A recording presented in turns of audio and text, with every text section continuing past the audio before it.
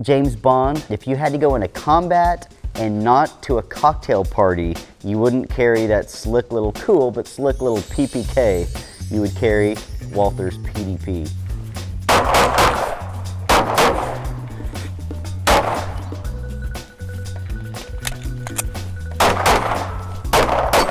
I think it's pretty unlikely that you're gonna happen to be at the shooting range on the line when a bad guy tries to steal your stuff.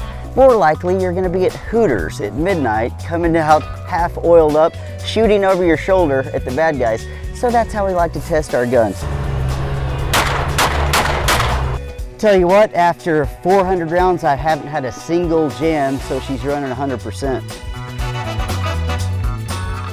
As I wrote for Field Ethos recently, Walther really surprised the whole gun world when everybody was fighting for scraps of the new EDC carry market, you know, the one that SIG invented with its P365, the one that, you know, held more rounds, was a subcompact double stack. Everybody was coming out with one of those guns. Same, but different. But still same. Walther went the other way, and I give him kudos for doing that. Now, I don't know what they're thinking, but they made one hell of a gun. It's a duty gun, competition gun, really the handgun you want if you can't get to your rifle. This is it. It's a legitimate 18 round, striker fired, do anything. The oh crap, people have broken into my house and I need to fight my way out with my handgun gun, the Walther PDP. PDP means personal defensive pistol. This gun has everything in one package. Let me just walk you through it a little bit. Number one, as you'll see here, the grip. I don't know how else to say it except it's robust, but Walther has come out with the best feeling grip that's non-custom that I've ever seen. From the factory, it just feels so good. You can see it has a palm swell, kind of a swell of these finger grooves. So it's got customizable back straps that come with it, 2 of them for different hand sizes. But the real magic here, it's got this, rather than taking a solder gun and drilling holes and melting holes in the plastic, it's got these tiny little micro pyramids. They do a really good job of wicking sweat from your hand because the sweat, I think, goes into these little channels between the pyramids. They just really provide a good grip. It's not so pointy that they're like acupuncture. Just well done, Walther. You did a really good job on that grip. I think it's the best in class grip, probably the best factory handgun grip ever made. Also, and key, this grip puts your hand as high as possible in line with the bore, and that's key for really good shooting control of the handgun. The higher on that bore you can get, the more recoil comes straight back into your arm. Ambidextrous mag release, but that's pretty standard. Of course, it has a flashlight rail, pretty standard. They worked with some of the optics companies to build a red dot ready platform. This is becoming pretty standard, but I like this one. With a little star wrench, let me just show you this. They worked in conjunction, it looks to me like obviously worked in conjunction with aim point, and one of my favorite little red dot sights now that I think the best on the market is aim point because of their battery life. And this is such a good little sight, and look at that, it happens to fit perfectly in that channel. And an aim point acro on here, you're going to be more accurate, there's no question about it. Now I don't even have that on, but you can still see your sights, co-witness your sights through the acro. So the gun comes with robust sights that are adjustable for windage and elevation on the rear, as it should. But mainly this gun, it's a full-size gun with a great grip and best in class trigger.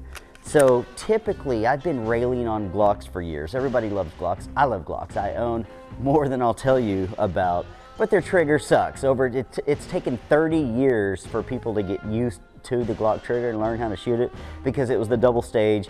People had to learn it, but even that, it sucks.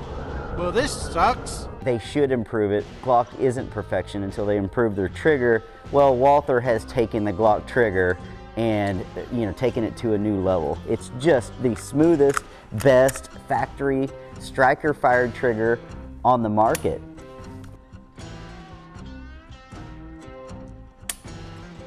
That was 4.9,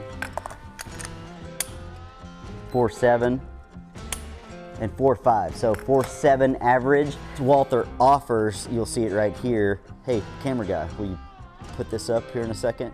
Can I get a verbal yes? Also, there's more to it than just the pound weight. When you get a trigger that's crisp, that has little creep and a little over travel, it feels much better than even 4.7 pounds. But I'm telling you, this is probably the best striker fired trigger ever built factory-wise, and that goes a long way in enhancing accuracy. So good job there, Walther.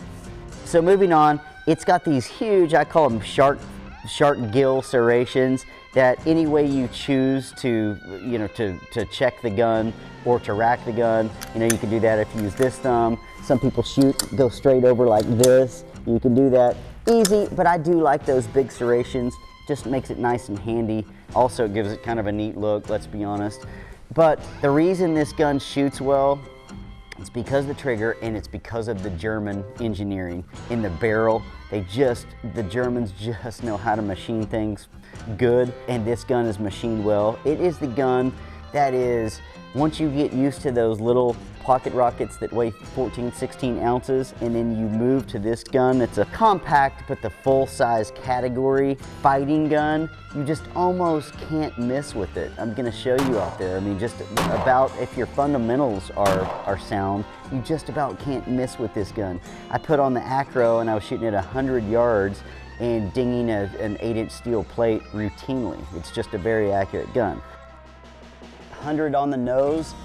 No doubt I should be shooting this with the acro red dot installed, but I shot it last week at 100. Now I want to see what I can do with just the iron sights. So here goes, 100 yards.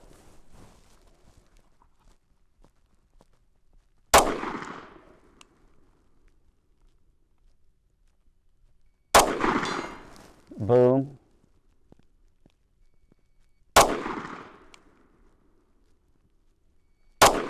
Boom. The full-size version comes with an 18.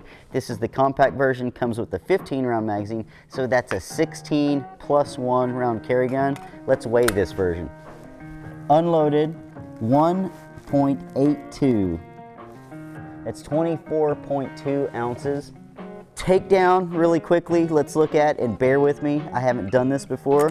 I'm gonna assume that we take out of the magazine. I'm gonna assume that we pull this down. I'm gonna assume we pull the trigger, and I assumed right.